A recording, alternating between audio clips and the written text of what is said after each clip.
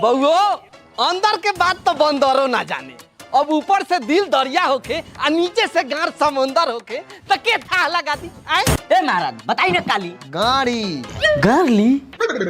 Driver दलाल जी, हम गाड़ी मोटरसाइकिल के बारे में बात करनी। अरे माधर मकड़ा भाई काहे नहीं बतियाता ही।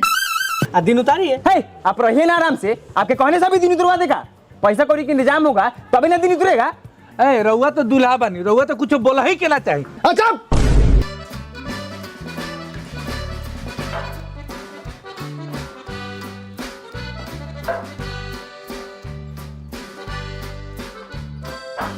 यार ए साला लोल भीतर साला अभी तक ईटे ढोत रे, पीछे जाके मिस्त्री बैठल बा, जल्दी जल्दी ढो ईटा।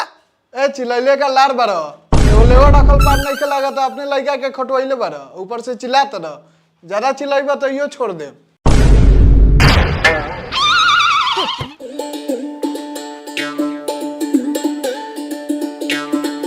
सुनना बुआ तो बोल खाली कमुआ बंद होके थे, ओकर बाद के लगन भर छिपा खाइल बंद कर दो तनी, ओकर बाद अपना बापा के दुनु अरवा खा लिए।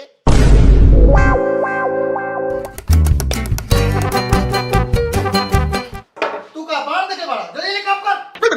बीपी के दवाई लिया के बुरवा खियाओ, वही समय से भचर भचर बोलता, काम ना कर के गारवा फाटता। काय डाबूस बैंगनिया उछला तरह लुंगी में मुंह सुस गेल बा का। का कहियो बउआ, ई साला दुनु के चलते हम जियल हराम हो गले बा, कोनो काम के चाके नहीं के, दिन भर खाली खाए के बा और साला कुत्ता लेकिन घूमे के बा। दूर के रखले कहले बारा मारे गार पला त निकाले घर से बाहर, हमेशा हम रहता नी। तो सुन ना, बोल देले से बोल देले, दोबारा ई बातों ना बोलिए, भगिना बारे वही से छोड़ देनी है। सियात काहे बारा, हम तो मजाक नु कहनी है, लार पर पाते ऐसन घर।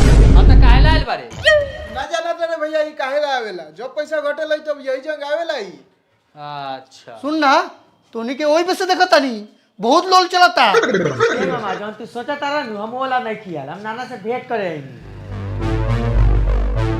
अब तो नाना से भेंट कहिए ले ले उतर।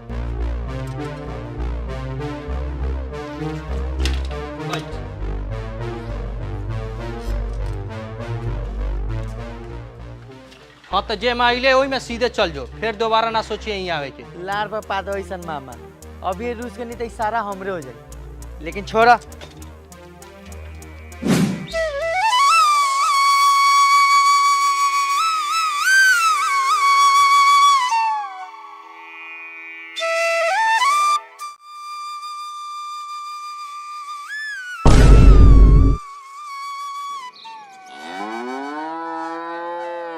ऐसे इस साला के कोनो काम ना रहिले। ए बहन चुत के बेटा पनिया लेके आइबे कि भैंसिया भूखे गाड़ चियर के मर जाओ, ओकर बाद दूध के जगह मर जूस पी लिए। चिल्लाले का बार बार पकड़ाई पा। ए साले के नाती नाद में डाले की जगह में गाड़ में डाल देता, पूरा देह भर देला साले, कोनो काम के नहीं के। भाग तू न हल बैठ ले बहन चोद बाप, ना लेट न हो जाला कि चल के गान में वापसी जोड़ कर देला। सुधरना जो रे सारा से सुधरना जो, तोनी की ये चाल रहा से तो साला दूरा पर के आया लगवा भाग जाता। खोजबा मोट गुली तो कहां से बियाह को, बिना कि कमे पैसा में ढका दी कि हमरो बियाह को। हाँ जो अपन काम कर। बाबू ओ बाबू कहाँ बड़ा बाबू? आवे तो नहीं है खेत से, तो ई साला पटीदार अपन आधा डनेर काट के वो अपन में कर लेल बा। ढेर चसक गेल बा साला, का जानी केकरा दम पर इतना ही कूदेला। कहा ना बाबू ता साले खत्माइए दिले। हां बेटवा लावानु बा कि लोगन फुक के उधिया देबा। रे नी पुत्रा घर बैठे कथि मौगा लेकिन सुनत रे कथी हल्ला कइले बारे? रे कथि कर रे के बाप बेटा मिल के द्वार पे छाती पिटले बा। न अगो चुगा बिल्ली खा के चली हज करे, जैसे तोरा कुछ पते नहीं के। मुंह में लत मारल, लेकिन से बात करल, बात बराबर बा। ए तो जो गुहे पर लात मारिए, के ज्यादा बात करे। मती के हाला होता रे। भयो ई साला से कहात नहीं के सुनने वाला, फिर से डनेर काट देल बा।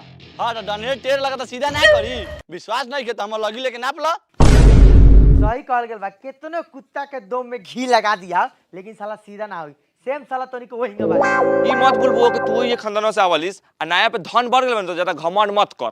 ए माई कथी धन बढ़ गेलै ह, दादा के मरते तो सारा जमीन हड़प ले ले। ना हमनी के कोनो हड़पले ना रही, समझ ले। हमार बाबू उतना दादा के कहले रहलवा कि जाके दादा हमार बाबू के नाम पर जमीन लिखला। भयो अपने पापा मायदार लगी साला सा के नाम पर तनका जमीन दे दिलो ना तो ई साला सा रोड पर भीख मांगी उहे भीख में तोनी के लाश मांगती। ए तनी कम बोल बउआ समझ ले ई का के समय आदमी के लइका रही न त अपन बाबू के पकड़ के झाटवा नोच के दे। अय एगो बात कान खोल के सुन ले, हमरा बिहान तोइको हाला गुली ना चाही काहे कि बिहान हमरा घरे अगुआ आवता। ए तो तोनी के नुआ वाला कुत्ता बिलाई लेखा ल रे ए मैं चल खाना लगाओ। अच्छा राय तोरा मुड़ी में तो बाल हले ना दाढ़ी बना के धले बारे जो दाढ़ी बनाओ क्या। हां त हम की बार खाली बियाह ना हो के उधार ना जाता नहीं हम। अरे सारावा भाई फ्लैट मत करो, मुझसे शादी वाली बात करो, बाकी सब छोड़ो।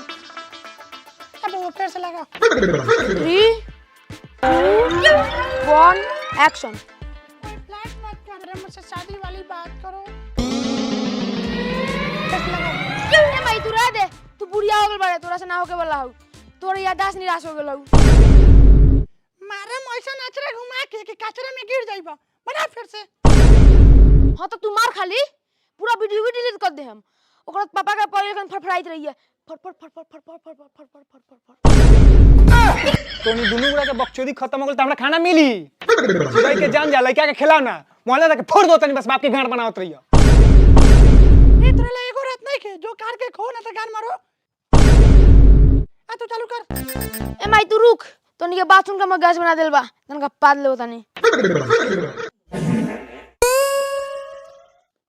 Roll camera action. अंकित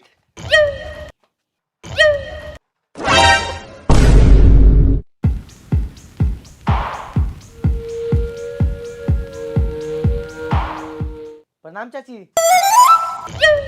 अरे बुर माई के माथे के केस पाक गले वो फिर भी रील बनावत हो, देखिए कोनो से दिल ना लग जाए।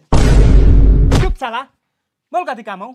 रे बुरी कौन खराब कह नहीं हुआ, पापा रहलू बाहर आ, माई पे देत रहिए पहाड़ा ना तो कहीं दिल लगा तो कोनो से कहारा तो माइयो भाग जे तो बाहर आ, उसके बाद गार लिवावत रह जाइए। खैर हमरा ऐसा से कोनो मतलब नहीं है, हमारा अगुआ आए वाला बात समझ ले, तैयार होके आ जाइए।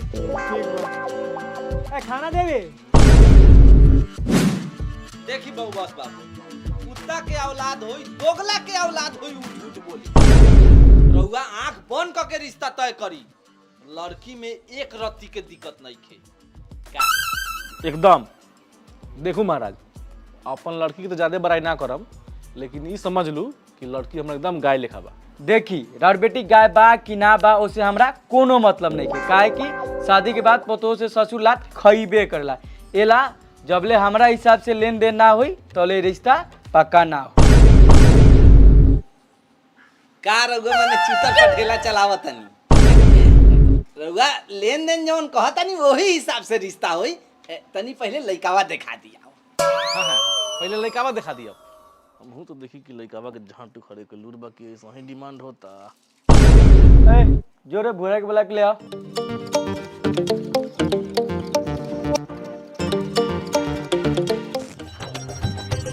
प्रणाम प्रणाम। अरे सरवा दांत मत चिहाड़ गधा के गांड लेखा लागत रे। बैठा, रउआ यही गांव के बानी? हाँ बगल के। तो यहाँ गार लिवावतनी।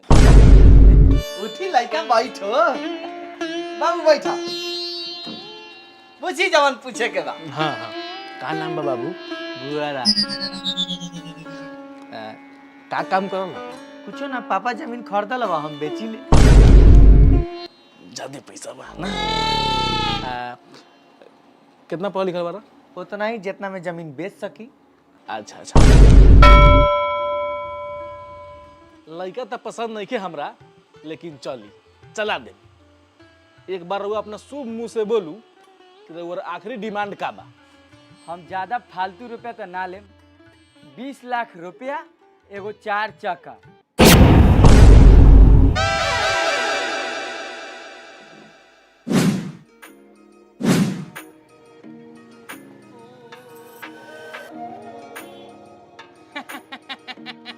अरे चाय नाश्ता आ गेल, चाय नाश्ता करल जाओ। एगो बात बताओ समधी साहब। ओ बाबा अच्छा हे ने एगो बात बताओ समधी साहब, रउआ करिया कुर्ता पहन के आगे नहीं वो शुभ काम में? रो चुकत काहे बानी जानी ले ना हमर पापा ता कंडरा देखलन रो लोग नाश्ता पानी करी। ए तो सीधा बोल ना बाप तो आना रहो। ई कौन बहन चोदवा के बेटा बाड़े इतना बढ़ चढ़ के बोला था। वो आराम से भतीजा बा।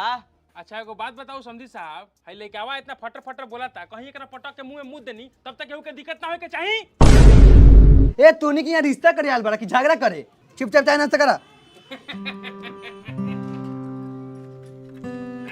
कहे के रहलक ह कि जे पहले हमनी के तैर तूफान भे रहे उतने हम दहेज दे सकिले, काहे कि ये से ज्यादा देवे में हम असमर्थ बानी।